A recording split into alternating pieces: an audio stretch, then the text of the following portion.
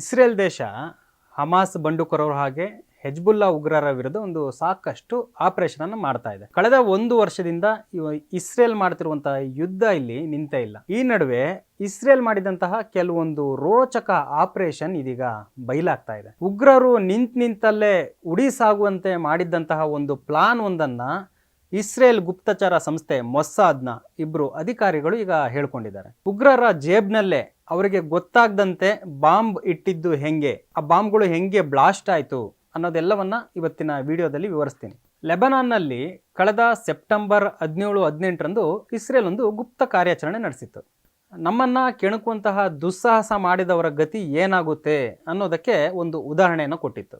ಈ ಆಪರೇಷನ್ನಲ್ಲಿ ಸರಿಸುಮಾರು 50 ಉಗ್ರರು ಸತ್ತೋದ್ರೆ 3ರಿಂದ 5 ಸಾವಿರದಷ್ಟು ಉಗ್ರರು ನಿಂತಲ್ಲೇ ಅವರ ಜೇಬುಗಳು ಬ್ಲಾಸ್ಟ್ ಆಗಿ ಹೋಗಿದ್ವು.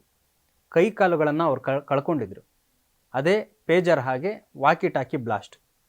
ಸೆಪ್ಟೆಂಬರ್ನಲ್ಲಿ ಹೆಜ್ಬುಲ್ಲಾ ವಿರುದ್ಧ ನಡೆದಂತಹ ಪೇಜರ್ ಅಟ್ಯಾಕ್ ಇಂದಿನ ರಹಸ್ಯಗಳನ್ನು ಮೊಸಾದ್ನ ಇಬ್ಬರು ಮಾಜಿ ಗುಪ್ತಚರ ಅಧಿಕಾರಿಗಳು ಈಗ ಬಾಯ್ಬಿಟ್ಟಿದ್ದಾರೆ. ನಾವು ಯಾವ ರೀತಿ ಒಂದು ಪ್ಲಾನ್ ಮಾಡಿದ್ವಿ, ಯಾವ ರೀತಿ ಬ್ಲಾಸ್ಟ್ ಮಾಡಿದ್ವಿ, ನಾವು ಉಗ್ರರ ಜೇಬಿಗೆ ಬಾಂಬ್ ಇಟ್ಟಿದ್ದು ಹೆಂಗೆ ಅನ್ನೋದೆಲ್ಲವನ್ನು ಅವರು ವಿವರಿಸಿದ್ದಾರೆ. ಒಂದೇ ಬಾರಿಗೆ 15ರಿಂದ 16 ಸಾವಿರ ಪೇಜರ್ ಬ್ಲಾಸ್ಟ್ ಆಗುವಂತೆ ಮಾಡಿದ್ದು ಹೇಗೆ ಅನ್ನೋದೆಲ್ಲವನ್ನ ಅವರು ಇವತ್ತು ಹೇಳ್ಕೊಂಡಿದ್ದಾರೆ.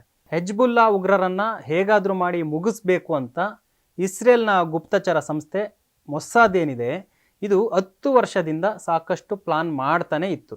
ಇದೇ ಟೈಮಲ್ಲಿ ಹೆಜ್ಬುಲ್ಲಾ ಉಗ್ರರು ತಮ್ಮ ನಡುವಿನ ಒಂದು ಕಮ್ಯುನಿಕೇಷನ್ಗಾಗಿ ಪೇಜರ್ಗಳನ್ನು ಖರೀದಿಸಬೇಕು ಅಂತ ಅವ್ರು ಅಂದ್ಕೊಂಡಿದ್ರು. ಹೆಜ್ಬುಲ್ಲಾ ಉಗ್ರರು ಈ ಒಂದು ಹೈಟೆಕ್ ಯುಗದಲ್ಲೂ ಕೂಡ ಹಳೆಯ ಕಾಲದ ಪೇಜರ್ ಖರೀದಿಸೋಕ್ಕೆ ಒಂದು ಕಾರಣ ಇದೆ.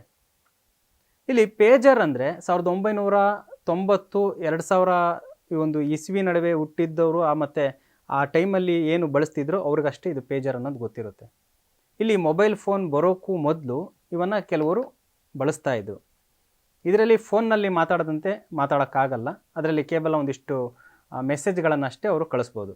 ಏನಾದರೂ ಮುಖ್ಯವಾದ ವಿಷಯ ಏನಾದರೂ ಇದ್ದರೆ ಅದನ್ನು ಟೈಪ್ ಮಾಡಿ ಮೆಸೇಜ್ ರೀತಿ ಕಳಿಸ್ಬೋದು. ಅವರು ಯಾರಿಗೆ ಕಳಿಸಿರ್ತಾರೋ ಅವರು ಅದನ್ನು ಓದ್ಕೊತಾರೆ. ಇವತ್ತು ನಾವೇನು SMS ಕಳಿಸ್ತೀವಿ ಅದೇ ರೀತಿ ಪೇಜರ್ನಲ್ಲಿ ಚಿಕ್ಕದಾಗಿ ಇಲ್ಲಿ ಟೆಕ್ಸ್ಟ್ಗಳನ್ನು ಕಳಿಸ್ಬೋದಿತ್ತು. ಈಗಲೂ ಕೂಡ ಈ ಉಗ್ರರು ಇದೇ ಪೇಜರ್ಗಳನ್ನು ಬಳಸ್ತಾ ಇದ್ರು. ಇವರಿಗೆ ಬಳಸೋಕ್ಕೂ ಕೂಡ ಕಾರಣ ಇದೆ. ಯಾಕಂದರೆ ಈಗ ಮೊಬೈಲ್ ಫೋನ್ ಅನ್ನೋದು ಹೈಟೆಕ್ ಆಗಿಬಿಟ್ಟಿದೆ. ಯಾರೂ ಪೇಜರನ್ನು ಬಳಸಲ್ಲ.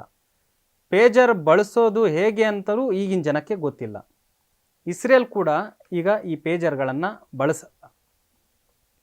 ಇಲ್ಲಿ ಇಸ್ರೇಲ್ ಏನು ಮಾಡಿದೆ, ತಂತ್ರಜ್ಞಾನದಲ್ಲಿ ಸಾಕಷ್ಟು ಡೆವಲಪ್ ಆಗಿದ್ದಾರೆ. ಅವರು ಹಳೆಯ ಕಾಲದ ಟೆಕ್ನಾಲಜಿಯನ್ನು ಅವರು ಉಪಯೋಗಿಸಲ್ಲ. ಉಗ್ರರೇನಾದರೂ ಮೊಬೈಲ್ ಬಳಸಿದರೆ ಅವರ ನೆಟ್ವರ್ಕ್ ಗೊತ್ತಾಗುತ್ತೆ, ಅವರ ಫೋನ್ ಕೂಡ ಟ್ಯಾಪ್ ಮಾಡಿ ನೋಡ್ಬೋದು, ಯಾರ ಜೊತೆ ಮಾತಾಡ್ತಿದ್ದಾರೆ, ಎಲ್ಲಿದ್ದಾರೆ ಎಲ್ಲವನ್ನು ಕದ್ದಾಲಿಕೆ ಮಾಡ್ಬೋದು. ಅವ್ರ ಪ್ಲಾನ್ ಎಲ್ಲವೂ ಕೂಡ ಇಸ್ರೇಲ್ಗಿಲ್ಲಿ ಗೊತ್ತಾಗುತ್ತೆ. ಯಾಕೆಂದರೆ ಇಸ್ರೇಲ್ ಕೂಡ ತಂತ್ರಜ್ಞಾನದಲ್ಲಿ ಅಷ್ಟು ಮುಂದುವರೆದಿದೆ. ಹಳೆ ತಂತ್ರಜ್ಞಾನವನ್ನು ಅವ್ರು ಮರೆತು ಬಿಟ್ಟಿದ್ದಾರೆ, ಬಳಸ್ತಾ ಇಲ್ಲ. ಇದು ಉಗ್ರರಿಗೂ ಕೂಡ ಗೊತ್ತು. ಪೇಜರ್ಗಳನ್ನು ಬಳಸಿದ್ರೆ ಹೆಂಗೂ ಇಸ್ರೇಲ್ಗೆ ಗೊತ್ತಾಗಲ್ಲ ಅನ್ನೋದು ಉಗ್ರರಿಗೂ ಗೊತ್ತಾಯಿತು. ಯಾವ ದೇಶದಲ್ಲೂ ಈಗ ಆ ಟೆಕ್ನಾಲಜಿ ಅನ್ನೋದಿಲ್ಲ. ಹೀಗಾಗಿ ಅದರ ಮೂಲಕನೇ ನಾವು ಪೇಜರ್ ಮೂಲಕನೇ ನಾವು ಕಮ್ಯುನಿಕೇಷನ್ ಮಾಡ್ಬೋದು, ಸೀಕ್ರೆಟ್ ಟಾಸ್ಕ್ಗಳನ್ನು ನಾವು ಮಾತಾಡ್ಕೊಳ್ಬೋದು ಅನ್ನೋದು ಇಲ್ಲಿ ಲೆಬನಾನ್ನ ಉಗ್ರರ ಲೆಕ್ಕಾಚಾರ ಆಗಿತ್ತು. ಇಲ್ಲೇನು ಮಾಡ್ತಾರೆ, ಉಗ್ರರು ಸಾವಿರಾರು ಪೇಜರ್ಗಳನ್ನು ಖರೀದಿಸೋಕ್ಕೆ ಮುಂದಾದರು. ಈ ಒಂದು ವಿಚಾರ ಹೇಗೋ ಗುಪ್ತಚರ ಇಲಾಖೆ ಏನು ಮೊಸ್ಸಾದ್ ಇದೆ ಅದರ ಕಿವಿಗೆ ಬಿತ್ತು.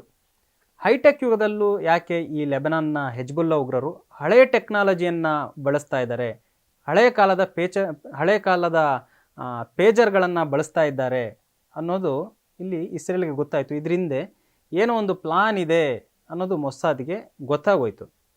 ಇಲ್ಲಿ ಹೆಜ್ಬುಲ್ಲಾ ಉಗ್ರರು ಏನು ಮಾಡ್ತಾರೆ, ತೈವಾನ್ ದೇಶದ ಗೋಲ್ಡ್ ಅಪೋಲೋ ಅನ್ನೋ ಒಂದು ಕಂಪ್ನಿಗೆ ಪೇಜರ್ಗಳನ್ನು ತಯಾರಿಸೋಕ್ಕೆ ಒಂದಿಷ್ಟು ಆರ್ಡರ್ ಕೊಡ್ತಾರೆ. ಅಂದರೆ ಅವರು ಬರೋಬ್ಬರಿ 16,000 ಪೇಜರ್ಗಳು ಬೇಕು ಅಂತ ಇಲ್ಲಿ ಹೆಜ್ಬುಲ್ಲಾ ಅವರು ಆರ್ಡ್ರ್ ಕೊಟ್ಟಿರ್ತಾರೆ. ಆಗ ಮೊಸ್ಸಾದ್ ಒಂದು ಪ್ಲಾನ್ ಮಾಡುತ್ತೆ. ಹೆಜ್ಬುಲ್ಲಾ ಉಗ್ರರು ಎಲ್ಲೆಲ್ಲೋ ಇರ್ತಾರೆ, ಯಾವುದೋ ಇಡೀ ದೇಶದಂತ ಎಲ್ಲೆಲ್ಲೋ ಮೂಲೆಯಲ್ಲಿ ಅಡುಗೆ ಕೂತಿರ್ತಾರೆ. ಅವ್ರನ್ನೆಲ್ಲ ಹುಡುಕಿ ಕೊಲ್ಲೋ ಬದಲು ಒಂದೇ ಬಾರಿಗೆ ಉಡಾಯಿಸ್ಬಿಡೋಣ, ಅವರನ್ನೆಲ್ಲ ಒಂದೇ ಬಾರಿ ಸಾಯಿಸೋದು ಸಾಧ್ಯ ಅನ್ನೋದಿಲ್ಲಿ ಇಸ್ರೇಲ್ ಗುಪ್ತಚರ ಸಂಸ್ಥೆಗೆ ಗೊತ್ತಾಗುತ್ತೆ. ಹೆಜ್ಬುಲ್ಲಾ ಉಗ್ರರು 16,000 ಪೇಜರ್ಗಳನ್ನು ಖರೀದಿಸ್ತಿದ್ದಾರಲ್ಲ, ಅದರೊಳಗೆ ಒಂದಿಷ್ಟು ಚಿಕ್ಕ ಸ್ಫೋಟಕಗಳನ್ನು ಇಡಬೇಕು ಅಂತ ಇಲ್ಲಿ ಮೊಸ್ಸಾದ್ ಪ್ಲಾನ್ ಮಾಡುತ್ತೆ. 2022ರಲ್ಲೂ ಕೂಡ ಈ ಒಂದಿಷ್ಟು ಇಸ್ರೇಲ್ನ ಮೊಸಾದ್ ಪ್ಲಾನ್ ಮಾಡ್ಕೊಂಡಿರುತ್ತೆ. ಆ ಬಾಂಬ್ ಇರುವಂತಹ ಪೇಜರ್ಗಳನ್ನು ಅವ್ರು ಆವಾಗಲೇ ತಯಾರಿಸಿ ಅದನ್ನು ಪ್ರಯೋಗ ಕೂಡ ಮಾಡಿಬಿಟ್ಟಿರ್ತಾರೆ. ಅದನ್ನು ತೈವಾನ್ ಮೂಲಕ ಹೆಜ್ಬುಲ್ಲಾ ಉಗ್ರರ ಕೈ ಸೇರುವಂತೆ ಇಲ್ಲಿ ಇಸ್ರೇಲ್ ಮಾಡುತ್ತೆ. ತಾನು ಬೇಕು ಅಂದಾಗ ಒಂದೇ ಒಂದು ಮೆಸೇಜ್ ಕಳಿಸಿ ಯಾರ್ಯಾರು ಈ ಪೇಜರ್ಗಳನ್ನು ನಾವು ತಯಾರಿಸಿದ ಪೇಜರ್ಗಳನ್ನು ಇಟ್ಕೊಂಡಿರ್ತಾರೋ ಅವರೆಲ್ಲವನ್ನು ಒಂದೇ ಬಾರಿ ಬ್ಲಾಸ್ಟ್ ಮಾಡಿಬಿಡಬೇಕು, ಆ ರೀತಿ ಒಂದು ಕೋಡಿಂಗ್ ವ್ಯವಸ್ಥೆನ ಅದರಲ್ಲಿ ಮಾಡಿಟ್ಟಿರ್ತಾರೆ. ಇದೇ ಟೈಮಲ್ಲಿ ಹೆಜ್ಬುಲ್ಲಾ ಉಗ್ರರು ಏನು ಮಾಡ್ತಾರೆ, ಪೇಜರ್ನ ಬ್ಯಾಟ್ರಿಗಳಲ್ಲಿ ಬಾಂಬು ಇರೋದವರಿಗೆ ಗೊತ್ತಾಗಲ್ಲ, ಅವನ್ನೇ ಖರೀದಿಸ್ತಾರೆ. ತೈವಾನ್ ದೇಶದಿಂದ ಉಗ್ರರು ಏನು 16,000 ಪೇಜರ್ಗಳನ್ನು ಖರೀದಿಸ್ತಾರೆ. ಇದರೊಳಗೆ ಬ್ಯಾಟ್ರಿಗಳಲ್ಲಿ ಬಾಂಬ್ ಇಟ್ಟಿರ್ತಾರೆ. ಈ ಪೇಜರ್ಗಳನ್ನು ಇಸ್ರೇಲ್ ಇಲ್ಲಿ ಹ್ಯಾಕ್ ಮಾಡಿ ಎಲ್ಲವನ್ನು ಕದ್ದಾಲಿಕೆ ಮಾಡ್ತಾಯಿತ್ತು, ಯಾರು ಏನು ಮೆಸೇಜ್ ಕಳಿಸ್ತಾರೆ, ಯಾಕೆಂದರೆ ಅವರೇ ತಯಾರು ಮಾಡಿದ್ದದ್ದು. ಉಗ್ರರು ಯಾರ್ಯಾರು ಬಳಸ್ತಾ ಇದ್ದಾರೆ, ಯಾರ್ಯಾರು ಏನೇನು ಸಂದೇಶವನ್ನು ಕಳಿಸ್ತಾ ಇದ್ದಾರೆ ಅನ್ನೋದು ಕೂಡ ಇಲ್ಲಿ ಇಸ್ರೇಲ್ ಅಬ್ಸರ್ವ್ ಮಾಡ್ತಾಯಿತ್ತು. ಅದೇ ರೀತಿ 2 ತಿಂಗಳ ಹಿಂದೆ ಸೆಪ್ಟೆಂಬರ್ನಲ್ಲಿ ಮೊಸಾದ್ ಎಲ್ಲ ಉಗ್ರರ ಪೇಜರ್ಗೆ ಒಂದು ಮೆಸೇಜ್ ಕಳಿಸುತ್ತೆ. ಎಲ್ಲರೂ ಅರೆ ಇದೇನಿರ್ಬೋದು ಅಂತವರೆಲ್ಲ ಪೇಜರ್ ಓಪನ್ ಮಾಡಿ ನೋಡ್ತಾ ಇರ್ತಾರೆ. ಇದಕ್ಕಿದ್ದಂಗೆ ಅವ್ರು ನೋಡಬೇಕಾದ್ರೆ ಆ ಪೇಜರ್ಗಳು ಅಲ್ಲೇ ಬ್ಲಾಸ್ಟ್ ಆಗಿ ಸಿಡಿದೋಗುತ್ತೆ. ಒಬ್ಬೊಬ್ಬರು ಕೈನಲ್ಲಿ ಪೇಜರ್ ಹಿಡ್ಕೊಂಡು ನೋಡ್ತಾ ಇರ್ತಾರೆ, ಕೆಲವರು ಸೊಂಟದಲ್ಲಿ ಸಿಗಿಸ್ಕೊಂಡಿರ್ತಾರೆ, ಇನ್ನು ಕೆಲವರು ಜೇಬ್ನಲ್ಲಿ ಇಟ್ಕೊಂಡು ನೋಡ್ತಾ ಇರ್ತಾರೆ. ಆದರೆ ಅವೆಲ್ಲವೂ ಒಂದೇ ಟೈಮ್ನಲ್ಲಿ ಬ್ಲಾಸ್ಟ್ ಆಗೋಗುತ್ತೆ. ಇಲ್ಲಿ ಇಸ್ರೇಲ್ ಏನು ಮಾಡುತ್ತೆ, ಒಂದೇ ಟೈಮ್ ನೋಡಿಕೊಂಡು ಒಂದು ಮೆಸೇಜ್ ಕಳಿಸುತ್ತೆ. ಅಷ್ಟರಲ್ಲೇ ಎಲ್ಲೆಲ್ಲಿದ್ವು ಅಲ್ಲಲ್ಲೇ ಆ ಪೇಜರ್ಗಳು ಬ್ಲಾಸ್ಟ್ ಆಗೋಯ್ತು. ಪೇಜರ್ ಯಾರ್ಯಾರು ಹಿಡ್ಕೊಂಡಿದ್ರು ಅವ್ರ ಕೈ ಕಟ್ಟಾಗೋಯ್ತು, ಸೊಂಟದಲ್ಲಿ ಸಿಗಿಸ್ಕೊಂಡಿದ್ರೆ ಅಲ್ಲೂ ಬ್ಲಾಸ್ಟ್ ಆಯಿತು, ಜೇಬಲ್ಲಿ ಇಟ್ಕೊಂಡಿದ್ರೆ ತೊಡೆನೇ ಅಲ್ಲಿ ಸೀಳೋಗಿತ್ತು. ಹೀಗೆ ಒಂದೇ ಒಂದು ಗಂಟೆ ಅವಧಿಯಲ್ಲಿ ಬರೋಬ್ಬರಿ 15,000ಕ್ಕೂ ಹೆಚ್ಚು ಪೇಜರ್ಗಳು ಅಲ್ಲಿ ಬ್ಲಾಸ್ಟ್ ಆಗೋಗುತ್ತೆ. ಇದು ಲೆಬನಾನ್ ಒಂದೇ ಅಲ್ಲ, ಇರಾನ್, ಸಿರಿಯಾ, ಇರಾಕ್ನಲ್ಲೂ ಕೂಡ ಸಾಕಷ್ಟು ಜನ ಉಗ್ರರು ಪೇಜರ್ಗಳನ್ನು ಬಳಸ್ತಾ ಇರ್ತಾರಲ್ಲ, ಆ ಪೇಜರ್ಗಳು ಕೂಡ ಅಲ್ಲಿ ಬ್ಲಾಸ್ಟ್ ಆಗೋಗುತ್ತೆ. ಈ ಒಂದು ಘಟನೆಯಲ್ಲಿ ಸರಿಸುಮಾರು 50 ಉಗ್ರರು ಜೀವ ಕಳ್ಕೊಳ್ತಾರೆ. ಆದರೆ ಗಾಯ ಆಗಿದ್ದು ಬರೋಬ್ಬರಿ 3,000ಕ್ಕೂ ಅಧಿಕ ಜನ ಉಗ್ರರಿಲ್ಲಿ. ಆ 3,000ಕ್ಕೂ ಹೆಚ್ಚು ಉಗ್ರರಿಲ್ಲಿ ಕೈಕಾಲುಗಳನ್ನು ಕಳ್ಕೊಂಡ್ಬಿಡ್ತಾರೆ. ಇನ್ನಷ್ಟು ಉಗ್ರರಿಗೂ ಕೂಡ ಚಿಕ್ಕ ಮಟ್ಟಿಗೆ ಅಲ್ಲಿ ಗಾಯ ಆಗುತ್ತೆ. ಇದು ಮೊಸಾದ್ ಮಾಡಿದ ಪೇಜರ್ ಅನ್ನೋದು ಅವರಿಗೆ ಗೊತ್ತಾಗಿರಲಿಲ್ಲ. ಇದನ್ನು ಖರೀದಿಸಿ ಇಲ್ಲಿ ಸಾಕಷ್ಟು ಹೆಜ್ಬುಲ್ಲಾ ಉಗ್ರರು ಒಂದೇ ಬಾರಿಗೆ ಮಟಾಶೆನೋ ಆಗೋದ್ರು. ಇಲ್ಲಿ ಪೇಜರ್ ಬ್ಲಾಸ್ಟ್ ಅಷ್ಟೇ ಅಲ್ಲ, ಇಲ್ಲಿ ಮೊಸಾದ್ ಇನ್ನೊಂದು ಕೂಡ ಒಂದು ಪ್ಲಾನ್ ಮಾಡಿತ್ತು, ಅದು ಕೂಡ ಗೊತ್ತಾಯಿತು. ಯಾವಾಗ ಪೇಜರ್ ಇಲ್ಲಿ ಬ್ಲಾಸ್ಟ್ ಆಗುತ್ತೋ ಉಗ್ರರು ಏನು ಮಾಡ್ತಾರೆ, ಪೇಜರಲ್ಲಿ ಯಾರೋ ಬಾಂಬ್ ಇಟ್ಬಿಟ್ಟಿದ್ದಾರೆ ಅಂತೇಳಿ ಇನ್ನು ಉಳಿದಿದ್ದ ಪೇಜರ್ಗಳೇನಿದ್ವು ಅವನ್ನೆಲ್ಲ ದೂರಕ್ಕೆ ಎಸ್ದುಬಿಡ್ತಾರೆ.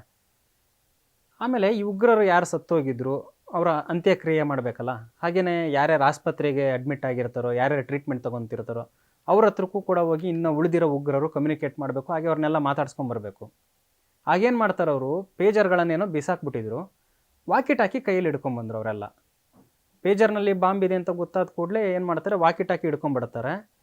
ಆದರೆ ಅಲ್ಲೂ ಕೂಡ ಒಂದು ಉಗ್ರರಿಗೆ ಆಘಾತ ಕಾದಿತ್ತು. ಯಾಕಂದರೆ ಇಸ್ರೇಲ್ ಇದು ಕೂಡ ಗೊತ್ತಿತ್ತು ಅವ್ರಿಗೆ, ಪೇಜರ್ನಲ್ಲಿ ಬಾಂಬ್ ಇದೆ ಅಂತ ಗೊತ್ತಾದ ಕೂಡಲೇ ಅವರೆಲ್ಲ ವಾಕಿ ಟಾಕಿ ಬಳಸ್ತಾರೆ ಅನ್ನೋದನ್ನು ಗೊತ್ತಿದ್ದು ಅಲ್ಲೂ ಕೂಡ ಸಾವಿರಾರು ವಾಕಿ ಟಾಕಿಗಳಲ್ಲಿ ಇಸ್ರೇಲ್ ಅವರು ಬಾಂಬ್ ಇಟ್ಟು ಕಳಿಸ್ತಾರೆ. ಪೇಜರ್ ಬ್ಲಾಸ್ಟ್ ಆದ ಮಾರನೇ ದಿನ ಇಲ್ಲಿ ವಾಕಿ ಟಾಕಿಗಳನ್ನು ಕೂಡ ಇಸ್ರೇಲ್ನವರು ಕಂಟ್ರೋಲ್ ಮಾಡಿ ಒಂದು ಕೋಡ್ ಕಳಿಸಿ ಆ ವಾಕಿ ಟಾಕಿಗಳನ್ನು ಕೂಡ ಬ್ಲಾಸ್ಟ್ ಮಾಡ್ತಾರೆ. ಅದನ್ನು ಹಿಡ್ಕೊಂಡಿದ್ದಂತಹ ಹಲವು ಉಗ್ರರು ಕೂಡ ಇಲ್ಲಿ ಜೀವ ಬಿಡ್ತಾರೆ. ನಿಂತಲ್ಲೇ ಉಗ್ರರನ್ನ ಉಡಾಯಿಸ್ಬೋದು ಅನ್ನೋದನ್ನು ಇಲ್ಲಿ ಇಸ್ರೇಲ್ನ ಗುಪ್ತಚರ ಸಂಸ್ಥೆ ಇಲ್ಲಿ ತೋರಿಸ್ಕೊಡ್ತು. ಮೊಸಾದ್ ನಿರ್ದೇಶನದಂತೆ ಇಲ್ಲಿ ಪೇಜರ್, ವಾಕಿ ಟಾಕಿ ಬ್ಯಾಟ್ರಿಗಳಲ್ಲಿ ಸ್ಫೋಟಕಗಳನ್ನು ಇಟ್ಟು ಕಾರ್ಯಾಚರಣೆ ಯಶಸ್ವಿ ಮಾಡಲಾಯಿತು ಅಂತ ಈ ಇಸ್ರೇಲ್ನ ಇಬ್ಬರು ಅಧಿಕಾರಿಗಳೇ ಈಗ ಬಹಿರಂಗಗೊಳಿಸಿದ್ದಾರೆ. ಮೊಸಾದ್ ಪ್ಲಾನ್ ಗೊತ್ತಿಲ್ಲದ ಹೆಜ್ಬುಲ್ಲಾ ಉಗ್ರರು ಏನಾಗ್ತಾರೆ, ತಮ್ಮ ಸಮಾಧಿಯನ್ನು ತಾವೇ ಇಲ್ಲಿ ತೋಡ್ಕೊಂಡ್ರು. ಮೊಸಾದ್ ಇಲ್ಲಿ ಒಂದು ಮಾತು ಹೇಳ್ತಾ ಇದೆ, ನಾವು ಯಾವಾಗಲೂ ಜಗತ್ತಿನ ಯಾವುದೇ ಭಯೋತ್ಪಾದಕ ಸಂಘಟನೆಗಿಂತಲೂ ಒಂದು ಹೆಜ್ಜೆ ಮುಂದೆ ಇರ್ತೀವಿ. ಅವರು ಯೋಚಿಸುವ ಮೊದಲೇನೆ ಅವರ ಮೇಲೆ ಮಾರಣಾಂತಿಕ ದಾಳಿಗೆ ನಾವು ಯೋಜನೆ ರೂಪಿಸಿರ್ತೀವಿ. ಇದಕ್ಕೆ ನಮ್ಮಿಂದಲೇ ಪೇಜರ್ ಖರೀದಿಸಿ ಪೇಚಿಗೆ ಸಿಲುಕಿರುವಂತಹ ಹೆಜ್ಬುಲ್ಲಾ ಭಯೋತ್ಪಾದಕ ಸಂಘಟನೆ ಇಲ್ಲಿ ಉದಾಹರಣೆ ಅಂತ ಈ ಮಾಜಿ ಅಧಿಕಾರಿಗಳೇನಿದ್ದಾರೆ ಅವರು ಹೆಮ್ಮೆಯಿಂದ ಹೇಳ್ಕೊಳ್ತಾರೆ. ಒಟ್ಟಿನಲ್ಲಿ ಮೊಸಾದ್ನ ಈ ಕಾರ್ಯಾಚರಣೆ ಜಾಗತಿಕವಾಗಿ ಇಲ್ಲಿ ಚರ್ಚೆಗೆ ಕಾರಣ ಆಗಿದೆ. ಮೊಸಾದ್ ತನ್ನ ವಿರೋಧಿಗಳನ್ನು ಹಣಿಯೋಕ್ಕೆ ಹೇಗೆಲ್ಲ ಗುಪ್ತ ಕಾರ್ಯಾಚರಣೆ ನಡೆಸುತ್ತೆ ಮತ್ತು ಅದರಲ್ಲಿ ಯಾವ ರೀತಿಯೆಲ್ಲ ಯಶಸ್ವಿಯಾಗುತ್ತೆ ಅನ್ನೋದು ಎಲ್ರಿಗೂ ಇಲ್ಲೊಂದು ಕುತೂಹಲ ಕೆರಳಿಸಿದೆ. ಮೊಸಾದ್ನ ಈ ಒಂದು ರಹಸ್ಯ ಕಾರ್ಯಾಚರಣೆ ಬಗ್ಗೆ ನೀವೇನಂತೀರಿ? ನಿಮ್ಮ ಅಭಿಪ್ರಾಯ ತಿಳಿಸಿ, ಕಮೆಂಟ್ ಮಾಡಿ. ಹಾಗೆ ನೋಡ್ತಾ ಇರಿ ಲಯನ್ ಟಿವಿ.